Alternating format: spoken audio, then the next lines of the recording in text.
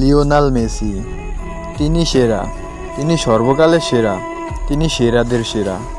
কি বলা যায় লিওনেল মেসিকে? ব্যাবিলনের বাঁশিওয়ালা। এসব কথা বলার কারণ হলো তিনি সবার চাইতে আলাদা, তিনি অনন্য, তিনি অন্যত্র।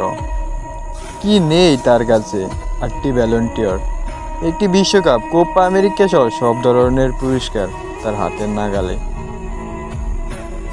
যা তাকে নিয়ে গেছে এক পাহাড় সমান উচ্চতায়। তার এই অর্জন অন্য প্লেয়ার কখনোই করতে পারবে না। ফুটবলের রাজা, ভুল বললাম, ফুটবলের মহারাজা লিওনেল মেসি।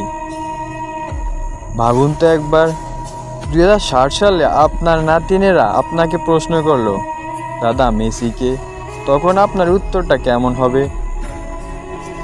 তখন আপনি মেসির ফ্যান হন বা না হন, বলতে আপনাকে হবেই মেসি সেরা, মেসি সর্বকালের সেরা, মেসি ফুটবলের রাজা।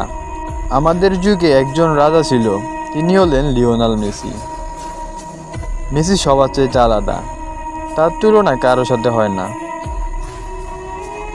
হয়তো ফুটবলে অনেক খেলোয়াড় আসবে যাবে, কিন্তু মেসির মতো খেলোয়াড় আর আসবে না।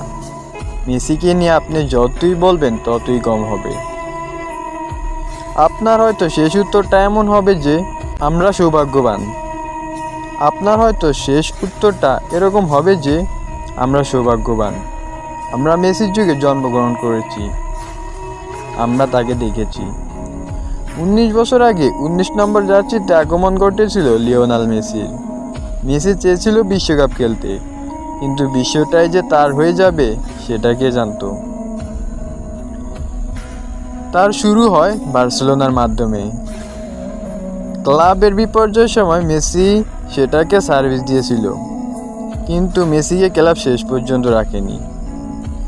সেই মেসি আজ সর্বকালের সেরা ফুটবলার, ফুটবলের কিংবদন্তি।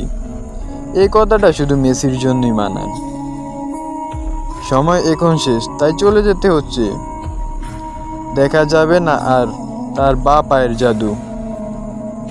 বিদায় দিতে ইচ্ছে করে না, কিন্তু বিদায় তো দিতেই হবে। আপনি যদি সত্যিকারের মেসি ফ্যান হয়ে থাকেন, তাহলে অবশ্যই আমার চ্যানেলটা সাবস্ক্রাইব করে পাশে থাকবেন।